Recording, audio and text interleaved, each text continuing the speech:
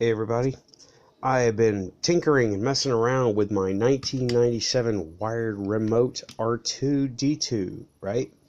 I've had this thing a while. I got it when I first moved to El Paso. I got it when my little magnet. I got it when I first moved to El Paso. It didn't work before I went to school, right? And I didn't mess with it at all. I didn't mess with it at all. So I set it on a shelf and made a blue foot. That blue foot's somewhere. I don't know where. It's on my Thingiverse page if you want to make your own. This is a 1997 remote R2. It's seen better days. You can see it's yellowed and all scuffed. You got this, I don't know what that is, but it never worked.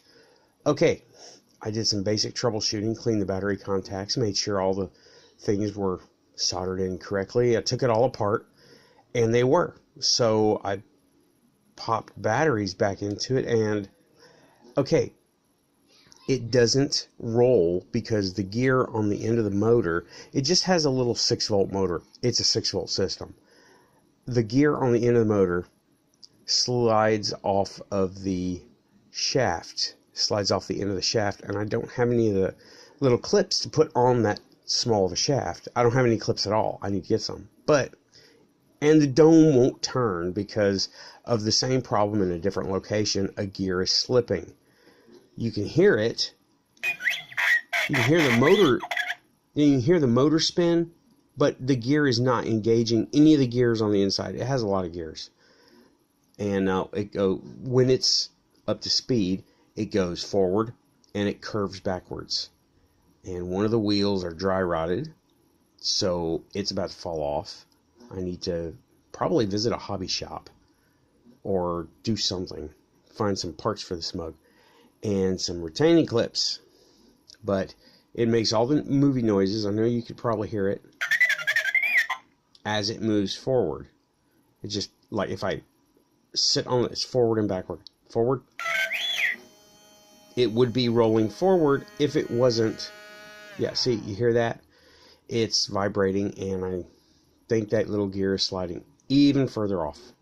And backwards, it actually goes backwards a set time.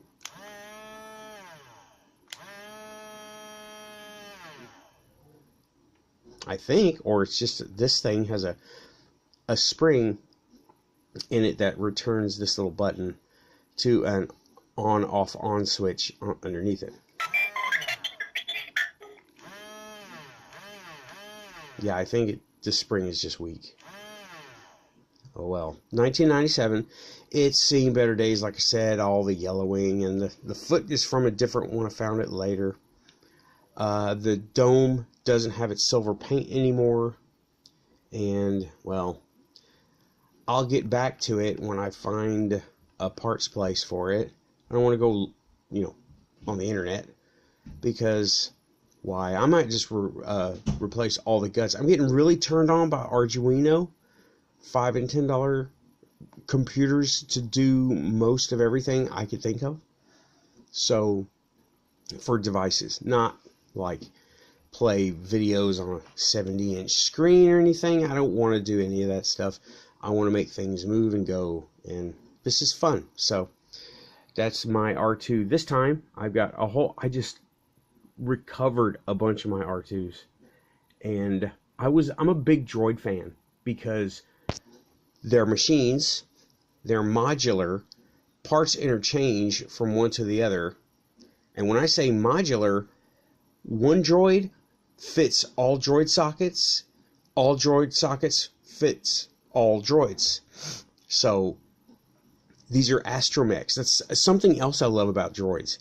Astromech droids are modular. They're the perfection of interchangeable parts, and they drive starships that use hyperdrive. These guys are the computers. If you see an X-Wing or any ship without a droid in it that is not an E-Wing or a massive ship, then it's not going anywhere in hyperspace. These guys in Star Wars are what make that happen. They do the calculations. They do the on-the-fly adjustments. If one of these comes out in hyperspace, well, first of all, you do not want that to happen, because probably if you lose a major ship part during hyperspace travel, you probably are going to get thrown out of hyperspace and torn apart by the tidal forces. Okay. Alright, anyway. Total geekery. Got it going. It's coming on at least. And making those noises. I might put a better speaker in there. It's got one of those little cheesy headphone speakers, and it's not so great. And I've got a whole bunch of cassette players with better cheesy speakers that are paper, that won't sound all crinkly and high-pitched like that, because they all run the same voltage. It's a speaker. It doesn't care. Okay, thanks for watching. Out here. Bye-bye.